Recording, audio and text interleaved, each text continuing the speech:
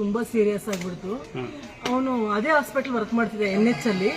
ಆಮೇಲೆ ಅದೇ ಹಾಸ್ಪಿಟಲ್ ಕರ್ಕೊಂಡು ಅವನ್ನ ಸೇರಿಸಿದಾಗ ಡಾಕ್ಟ್ರು ಒಂದು ಟೆಟ್ನಸ್ ಇಂಜೆಕ್ಷನ್ ಕೊಟ್ಬಿಟ್ಟು ಡೆಕ್ಲಿನ್ ಇಂಜೆಕ್ಷನ್ ಕೊಟ್ಬಿಟ್ರು.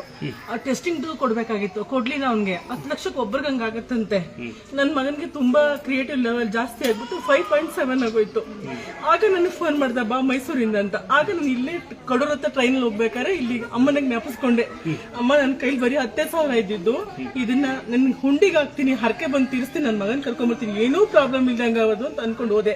ಅಲ್ಲಿಗೆ ಹೋಗೋ ತನಕ ಕಿಡ್ನಿ ಪ್ರಾಬ್ಲಮ್ ಆಗುತ್ತೆ, ಭಯ, ಇದು ಹೇಳ್ತಾರೆ ಕಿಡ್ನಿ ಡಯಾಲಿಸಿಸ್ ಮಾಡ್ತಾರೆ, ಲಿವರ್ ಪ್ರಾಬ್ಲಮ್, ಹಾರ್ಟ್ ಪ್ರಾಬ್ಲಮ್, ಏನೆಲ್ಲ ಡಾಕ್ಟರ್ ಹೇಳಿದ್ರು. ಆದ್ರೂ ನಾನು ಹೋಗಿ ಅವನ್ನ ಬಯಾಪ್ಸಿ ಹೊರಗಡೆ ಕರ್ಕೊಂಡು ಹೋದ್ರು.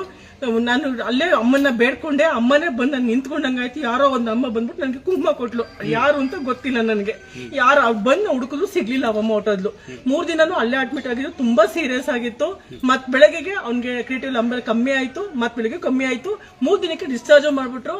1 ವಾರಕ್ಕೆ ಬಯಾಪ್ಸಿನೂ ಬಂತು, ಏನೋ ಪ್ರಾಬ್ಲಮ್ ಇಲ್ಲ ಅಂತ ಬಂದ್ಬಿಡ್ತಾನೆ.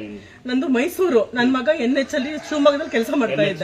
NH ಅಲ್ಲಿ ಫ್ಲೋರ್ ಮ್ಯಾನೇಜರ್ ಕೆಲಸ ಮಾಡ್ತಿದ್ದ.